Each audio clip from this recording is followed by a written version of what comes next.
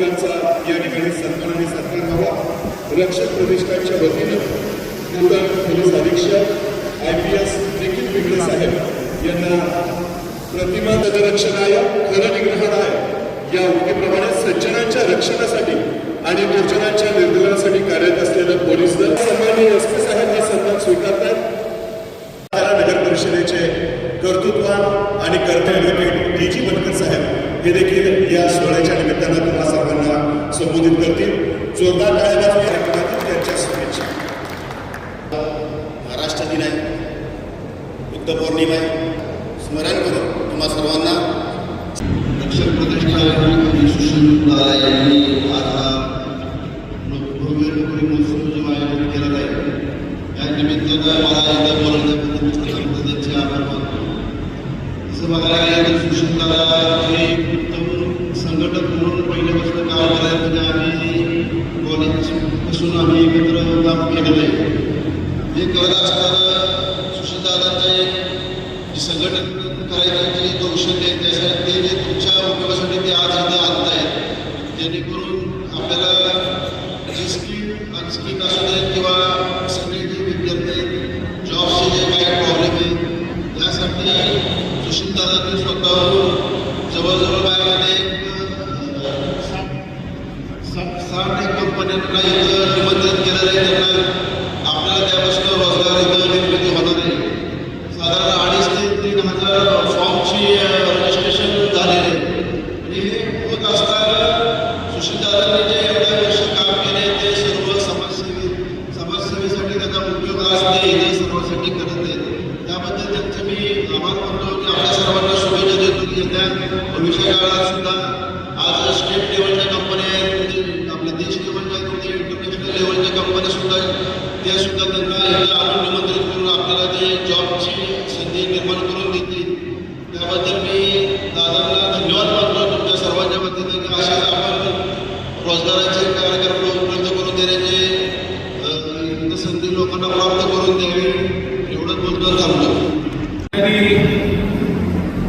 आपल्या सर्वांचं जेवण श्रीमंत छत्रपती उदयनराजे भोसले यांच्या मार्गदर्शनाखाली रक्षक प्रतिष्ठानचे अध्यक्ष आमचे सहकारी मित्र आदरणीय सुशीलदादा भोजन यांनी आज या ठिकाणी भव्य नोकरी महोत्सव आयोजित केलेला आहे आणि आजच्या या कार्यक्रमासाठी अवरोधून उपस्थित असलेले सातारा नगरीचे नगराध्यक्ष आमचे मित्र अमोलजी मोहिते, सुशीलदादा छत्रपती उदयन महाराजांचे जुने सहकारी आणि कराड नगरीचे नगराध्यक्ष राजेंद्र सिंह यादव, व्यासपीठावर उपस्थित असलेले छत्रपती उदयन महाराजांचे आमचे दुसरे सहकारी सातारा नगरीचे उपनगराध्यक्ष ॲडव्होकेट DG बनकर साहेब, व्यासपीठावर उपस्थित असलेले डॉक्टर महेश गिरोळ आणि सुशीलदादांच्या बरोबर त्यांचा वारसा पुढे घेऊन जाण्यासाठी जे तरुण वयामध्ये अत्यंत चांगल्या पद्धतीनं काम करत असलेले आणि तरुणांमध्ये वेगळी क्रेज असलेले वेदांतदादा सुशीलदादा भोजन आज या ठिकाणी रक्षक प्रतिष्ठानच्या माध्यमातून भव्य नोकरी महोत्सव या ठिकाणी आयोजित केलेला आहे। छत्रपती उदयन महाराजांच्या मार्गदर्शनाखाली सुशीलदादांनी पुन्हा एकदा त्याच जिद्दीनं, त्याच जोमानं आणि त्याच ताकदीनं समाजामध्ये समाजकार्य करत असताना आमच्या सर्वसामान्य मातीतल्या सामान्य कुटुंबातील जी मुलं पदवीधर झाले, वेगवेगळ्या माध्यमातून त्यांनी आपलं शिक्षण परिपूर्ण केले, अशा या मुलांना नोकरीच्या संदर्भात एक व्यासपीठ निर्माण करण्याचं काम आदरणीय सुशीलदादांनी केलं। सुशीलदादांना मनापासून धन्यवाद देतो। आपण सगळे जुने सहकारी व्यासपीठावर सुशीलदादा तुम्ही गोळा करू शकता। जुन्या सर्व सहकाऱ्यांना या ठिकाणी व्यासपीठावर तुम्ही गोळा केले। मला पहिल्या दिवसाची बनकर साहेब सुशीलदादांची सर्वांना आठवण होते. सुशीलदादांनी समाजकारणामध्ये, राजकारणामध्ये महाराजांच्या नेतृत्वाखाली ज्या पद्धतीने गौरव चालू केले, नुसतं सातारा जिल्ह्यापुरतं मर्यादित नसून महाराष्ट्रामध्ये, आपल्या देशामध्ये, इतर देशामध्ये सुद्धा आपल्या मराठी माणसांचं, महाराष्ट्रीय माणसांचं, भारतीयांचं नेटवर्क उभं करण्याचं काम सुशीलदादा केलं, तुम्ही केलं. आज अमोलदादा मोठे या ठिकाणी आले, त्यांच्या माध्यमातून आपलं दुसरं दैवत असलेलं सार्वजनिक बांधकाममंत्री श्रीमंत छत्रपती शिवेंद्रसिंह राधाकृष्ण सुद्धा यांचं सुद्धा पाठबळ आदरणीय सुशीलदादांच्या पाठीमागे. आज सुशीलदादांचे कार्यक्रम आम्हाला आम्ही पहिल्यापासून बघतो, अत्यंत नेटकं, चांगल्या पद्धतीने आणि सगळ्यांना बरोबर घेऊन जाण्याचं काम ते करत असतात. काही वेळेला समाजामध्ये काम करत असताना आपण प्रवृत्तींना वेचून काढायचं असेल, तिथं सुद्धा सुशीलदादा अग्रेसर असतात. आज छत्रपती विनायक महाराजांच्यावर नितांत प्रेम ते करतात आणि त्या प्रेमाच्या जोरावर, त्या प्रेमाच्या शिदोरीवर हे सार्वजनिक आणि लोकहिताचे उपक्रम सातत्याने ते राबवत असतात. अमोलदादा ही सगळी गोष्ट करायची म्हणाली तर इतकी सोपी गोष्ट नाही. पण कसं आहे, आपल्याला आपण काम करत असताना सगळ्या गोष्टीची जाणीव होते. सुशीलदादांना मी सहज लग्नामध्ये विचारलं, दादा एवढा सगळा महोत्सव भरवलाय आणि भरपूर खर्च आला असेल, काय नाही होत आता लोकांसाठी 15-20 लाख रुपये खर्च करायला काय अडचण. पण तुम्ही एक कार्यक्रम करून थांबत नाही, तुम्ही अनेक लोक उपयोगी, सर्वसामान्य कुटुंबातील रोजगारापासून वंचित असलेले, नोकरीपासून वंचित असलेले सर्वसामान्य मुलांना न्याय देण्याचं तुम्ही काम करताय आणि सर्व सातारकर जनता या तुमच्या कामामध्ये तुम्हाला मनापासून शुभेच्छा देते. माझे देवस्थान छत्रपती उदय महाराज यांच्या आशीर्वादाने आपण रक्षकाची स्थापना केली आहे आणि आपण फक्त सामाजिक कार्यकर्ते चालू करत आहे. मी वैयक्तिक सामाजिक कार्यकर्ता शिवभक्त आहे, सामाजिक काम करतो आणि देशाची सेवा करतो. मला हेच करायचं, मी राजकीय नाही, मला देशाची काम करायचं. जे करतो ते माझ्या देवस्थान छत्रपती उदय महाराज याच्यासाठी करतो. आपण हा जॉब अरेंज केला आहे. माझी एक बहीण आहे स्पेरेडी, त्यांचे हजबंड अब्दुल भाई, त्यांच्या माध्यमातून आपण जॉबफेअरची संकल्पना साकारण्यात आलेली आहे. आपण जॉबफेअरच्या माध्यमातून आज मोर दॅन 60 म्हणजे 60पेक्षा जास्त कंपन्या लागलेल्या आहेत. साधारण आज सकाळी 7-7:30 वाजेपर्यंत 2550 लोकांनी ऑनलाईन रजिस्ट्रेशन केले आहे आणि बाकीचे ठिकाणी फॉर्म घेऊन वेगवेगळे लोक असतील. हे दिवसभर चालणार आहे आणि जे सर्व छोटे भगिनी आहेत, छोटे बंधू आहेत, त्यांना सांगायची विनंती आहे मला की आज साधारण आपलं 25 ते 30% लोकांना, मॅक्झिमम 35% लोकांना आज तुम्हाला नोकरी लागणार आहे. ऑन द स्पॉट सर्वांना नोकरी आणि जे 60 ते 65% लोक असतील त्यांनी काही टेन्शन घ्यायची गरज नाही. तर तुमचा सर्वांचा भाऊ अवेलेबल तुमच्यासाठी. आपण दर 4 ते 5 महिन्याला जॉब फेअर घेणार. म्हणजे सातारा जिल्ह्यातल्या भगिनीसाठी, बंधूंसाठी प्रत्येक 4 ते 5 महिन्याला आपण जॉब फेअर घेणार आणि ते 4 ते 5 महिने आपण थांबत नाही. ज्या लोकांना आज नोकरी लागणार नाही अशा लोकांसाठी आपण एक कॉल सेंटर म्हणजे 2 ते 3 आपण लोक फोनवर बसवणार आहे. ज्या ज्या ठिकाणी महाराष्ट्रामध्ये ज्या ज्या ठिकाणी ऑपॉर्च्युनिटी येतील ते त्या ठिकाणी आमची लोक तुम्हाला फोन करतील का तुमचे नंबर्स तुमचे गेले आहेत, अर्जंट आहे. आम्ही फोन करून तुम्हाला सांगणार या कंपनीमध्ये जॉब आहे, तुम्ही त्या ठिकाणी जावा. त्यामुळे काही टेन्शन घ्यायची गरज नाही. आता तुम्हाला 30 ते 35 ते 25% लोकांना तुमच्या एज्युकेशन प्रमाणे लागेल. न लागणाऱ्या लोकांना आपण पुढच्या 4 महिन्यात देतो आणि 4 महिन्यात पुन्हा आपण जॉब फेअर घेतो. तर हा पहिला जॉब फेअर आहे. एक प्रतिसाद कसा मिळतो त्यासाठी मी इंटरनॅशनल कंपनी बोलवलं नाही, तर मी स्वतः परदेशामध्ये 4.5 वर्ष झालेलो आहे. त्यामुळे अख्ख्या जगामध्ये जर हायलाईट सोडले तर अख्ख्या जगात प्रत्येक कानाकोपऱ्यात माझा मित्र बरोबर. त्यामुळं पुढचा जॉब फेअरला 10 ते 15 कंपन्या आपण बाहेर आंतरराष्ट्रीय कंपन्यामध्ये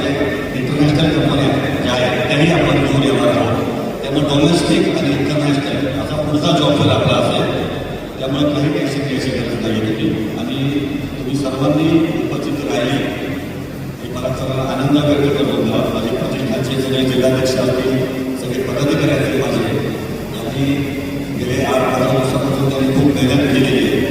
त्यांचे मी आभार व्यक्त करतो. आणि तस्वीर मी सांगतो की आपण